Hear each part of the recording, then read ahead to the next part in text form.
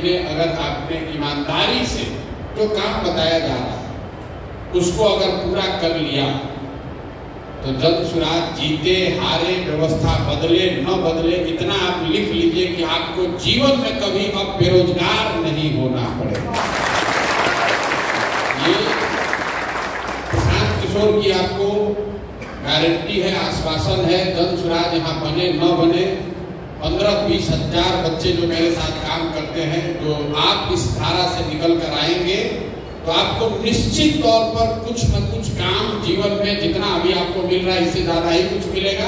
इसलिए ये आपके लिए नौकरी नहीं, और ये गारंटी इसलिए आपको दे रहे हैं कि आपको 5 महीने आपके काम के आधार पर देखा जाएगा। सबसे पहले तो ये समझिए कि एनपीआर का नेटवर्क बना क्यों रहे हैं?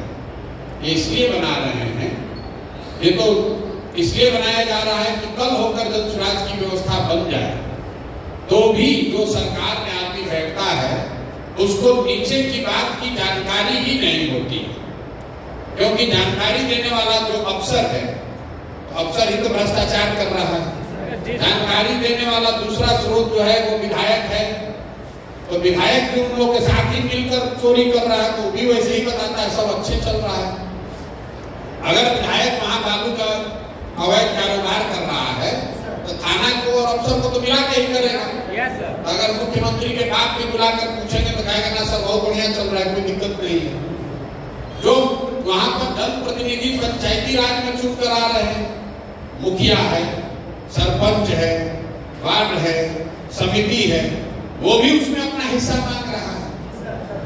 तो जो हम लोग ये एनपीआर का नेटवर्क बना रहे हैं वो इसलिए बना रहे हैं कि कल होकर अगर जन सुराज की व्यवस्था यहाँ बन जाए तो कम से कम हर 4 पंचायत पर एक ऐसा लड़का रहे जो सरकारी नौकरी, सरकारी व्यवस्था के प्रति जवाबदेह नहीं है, पार्टी के प्रति जवाबदेह नहीं है, सीधे प्रशांत किशोर के प्रति जवाबदेह है, जो बताए वहां से कि भैया ये सही हो रहा है। लेकिन मान लीजिए कि आप जहां से आए हैं वहां पर नल जल की योजना काम कर रही है कि नहीं, सबको मालूम। कोई अफसर चाहे जितना रिव्यू कर ले, अगर पंचायत से आपके जैसे एक लड़के को हम बुला कर पूछ ले, आप अभी 10 दिन काम कीजिएगा, आपको पता चलेगा कि नल जल का योजना वहां चल रहा है कि नहीं चल रहा है। आपके लिए ये पता करना एकदम मुश्किल नहीं है कि वहां के रोड का 4 इंच ढलाई हुआ है कि 2 इंच ढलाई हुआ है और कौन रुपया उसमें कमाया है। तो अगर ये व्यवस्था बन जाए तो 2200 लड़कों को हम लोग अभी ट्रेनिंग दे रहे हैं, और अगर समय रहा तो 4400 करेंगे। ये वो बच्चे होंगे जो हर 2 पंचायत पर, 3-4 पंचायत पर जन सुराज के आंख कान बनेंगे। और आपको करना क्या है इस पूरी व्यवस्था के लिए? कोई परीक्षा नहीं देनी है, आप किस कॉलेज में पढ़े इसका कोई महत्व नहीं है। एक बार आपका सिलेक्शन हो गया तो अब 4 महीने आपको वो काम करना है जिस पर आप सहमति यहाँ देकर जा रहे हैं। कोई रॉकेट साइंस नहीं है, और काम भी आपको वो बताया जा रहा है ताकि आप अपने पंचायत और अपने इर्द गिर्द गांव को, एक एक व्यक्ति को, एक एक विषय को खुद से करके समझ लीजिए। तो आपके लिए अगला 4-5 महीना है वो प्योर एकदम प्रशिक्षण का है। और दूसरा जो हम लोग देख रहे हैं यहाँ पर वो है आपका जो चरित्र है, कि आपको अगर पावर मिल जाए तो आप कितना ईमानदारी से वो करेंगे। आपको इन लोगों ने बताया होगा धीरे धीरे हम लोग ये करें, कोई रिपोर्ट नहीं देना। जो आप काम कर रहे हैं, काम अपने आप में रिपोर्ट है। ऐसा नहीं है कि आप एनपीआर हैं तब आप 5 आदमी पर एक ऊपर लड़का बैठा है देखने के लिए।